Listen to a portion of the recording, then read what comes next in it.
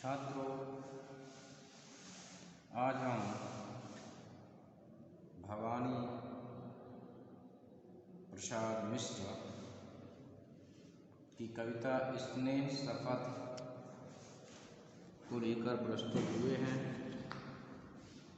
इससे पूर्व भवानी प्रसाद मिश्र की सतपुड़ा के जंगल, फूल कमल के, गीत फरोश आदि महत्वपूर्ण कविताओं के विषय में चर्चा कर चुके हैं। स्नेह शपथ कविता भी भवानी प्रसाद मिश्र की एक अच्छी कविताओं में शुमार होती है और इस उथल पुथल भरे वातावरण में आज भी प्रासंगिक और महत्वपूर्ण एक कविता मानी जाती है। इस कविता में कवि का आदर्शवादी और सुधारात्मक दृष्टिकोण परिलक्षित होता है। कवि का यह मानना है कि हम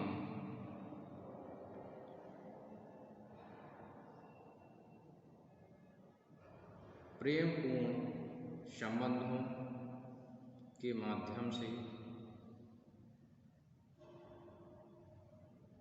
दुष्ट लोगों में भी सुधार कर सकते हैं।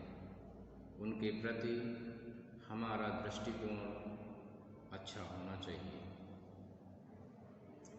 इसी भावभूमि को लेकर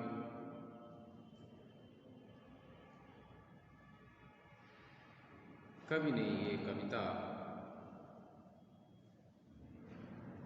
प्रस्तुत की है। तो आइए छात्रों, तो पहले हम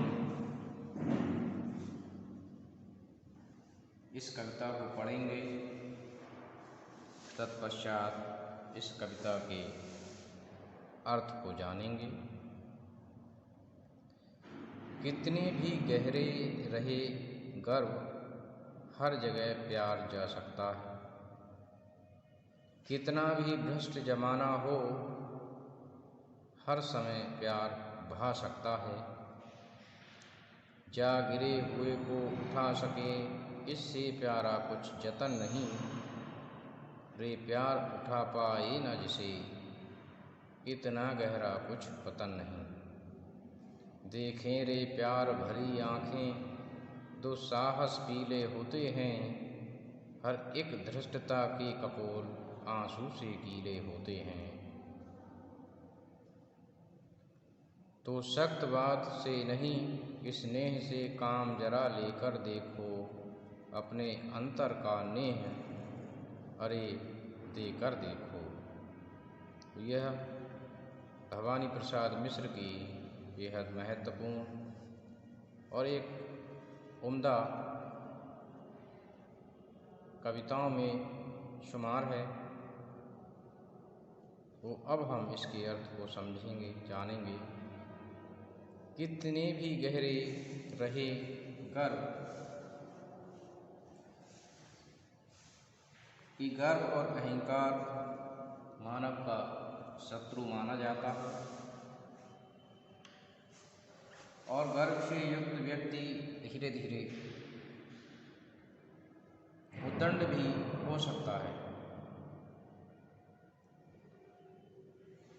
यद्यपि गर्व और अहंकार दोनों अलग अलग हैं, परंतु यहाँ पर गर्व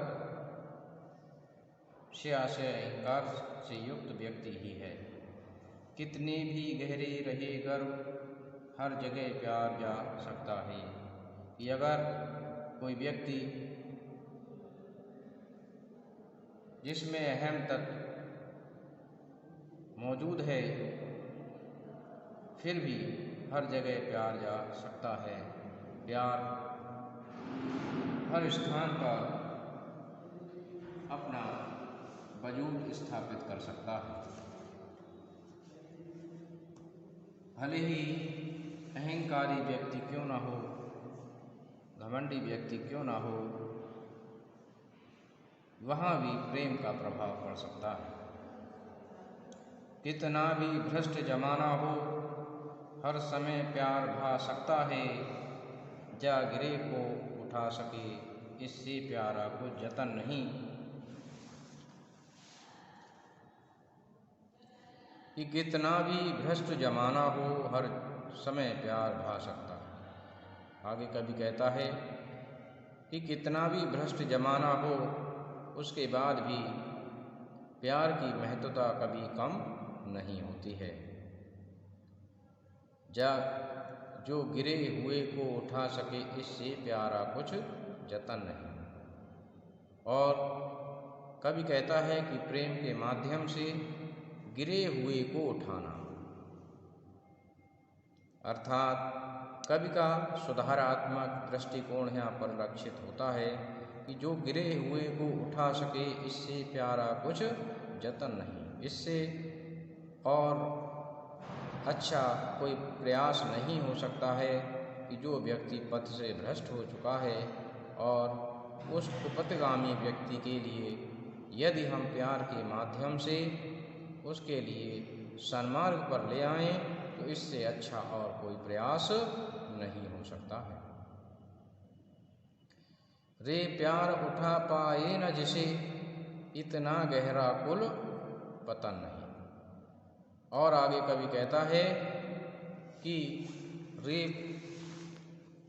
प्यार उठा पाए न जिसे, इतना गहरा कुल पतन नहीं।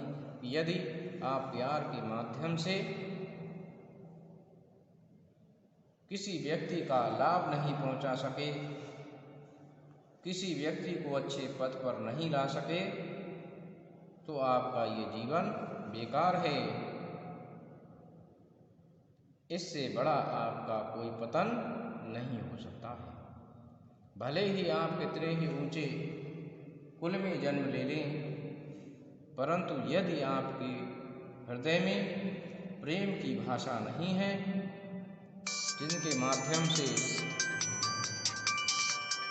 जिनके माध्यम से आप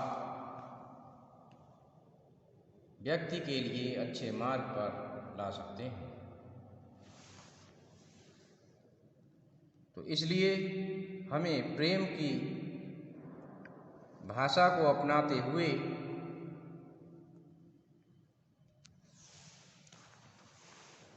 कुपथगामी लोगों को भी प्यार के माध्यम से अच्छे रास्ते पर लाना चाहिए। तभी हमारा अच्छे कुल में, ऊंचे कुल में जन्म लेना सफल हो सकता है। देखें ये प्यार भरी आँखें तो साहस पीले होते हैं, हर एक धृष्टता के कपोल आंसू से गीले होते हैं। कि देखें रे प्यार भरी आँखें तो साहस पीले होते हैं, एक धृष्टता के कपोल आंसू से गीले होते हैं। कि यदि आप प्यार भरी आँखों से दुस्साहसी व्यक्ति को भी देखेंगे, तो निश्चित रूप से वह पिघल जाएगा और अपनी दुस्साहस की प्रवृत्ति को वह निश्चित रूप से छोड़ देगा। हर एक धृष्टता के कपोल आंसू से गीले होते हैं। और यदि आप धृष्ट से धृष्ट, खराब से खराब व्यक्ति के प्रति आप संवेदनशील हैं, आप उसके प्रति अच्छा व्यवहार करते हैं, तो हर एक धृष्टता के कपोल आंसू से गीले होते हैं, अर्थात वे भी द्रवित हो जाते हैं, क्योंकि उन्हें इस बात का एहसास होने लगता है कि वे कुपथगामी हैं और उन्हें इस मार्ग को छोड़ देना चाहिए और निश्चित रूप से अच्छे व्यक्ति के प्रति उनमें भी संवेदना जागृत हो जाती है। तो सख्त बात से नहीं, स्नेह से काम जरा लेकर देखो, अपने अंतर का नेह अरे देकर देखो। आगे कवि कहता है कि तो सख्त बात से नहीं, स्नेह से काम जरा लेकर देखो। कवि कहता है कि लोग अत्यंत कठोर शब्दों का प्रयोग करते हैं, परंतु उन कठोर शब्दों के माध्यम से उसका अच्छा प्रभाव नहीं पड़ता। कठोर शब्दों के माध्यम से व्यक्ति और उग्र रूप धारण कर लेता है, न कि उसकी संवेदनाओं को समझता है, और वह उद्दंड और उच्च श्रृंखल हो जाता है। जबकि प्रेम पूर्वक यदि हम, स्नेह पूर्वक यदि हम व्यवहार करते हैं, तो उस दुष्ट और भ्रष्ट व्यक्ति का भी हृदय पिघल जाता है, द्रवित हो जाता है। वह सोचने को विवश हो जाता है कि जो व्यक्ति उनसे अच्छा व्यवहार कर रहा है, भला हम उनके प्रति दुर्व्यवहार क्यों करें। तो कवि का यह मानना है कि गंदगी के लिए गंदगी से साफ नहीं किया जा सकता है, बल्कि गंदगी के लिए पवित्र जल से ही साफ किया जा सकता है, साफ सुथरे पानी से ही साफ किया जा सकता है। इसी प्रकार से दुष्ट की दुष्टता के लिए, धृष्ट की धृष्टता के लिए हम उसी प्रकार का व्यवहार करके समाप्त नहीं कर सकते हैं। इसके लिए हमें प्रेम की भाषा का प्रयोग करना होगा, और सभी इस बात से संत इत्तेफाक रखते हैं, इसको महत्वपूर्ण मानते हैं। संत कबीर भी कहते हैं कि ढाई लाख प्रेम का पढ़े सुपंडित होए, अर्थात जो प्रेम की भाषा को महत्व देते हैं या प्रेम पूर्वक व्यवहार करते हैं, वही सही मायने में विद्वान लोग होते हैं, महान लोग होते हैं। तो इस पूरी कविता में भवानी प्रसाद मिश्र जी ने अपना सुधारात्मक दृष्टिकोण अपनाया है कि हम प्रेम की भाषा के माध्यम से, अच्छे व्यवहार के माध्यम से गलत लोगों का भी व्यवहार में परिवर्तन कर सकते हैं। तो मैं समझता हूँ छात्रों कि आपने इसको समझा होगा। धन्यवाद।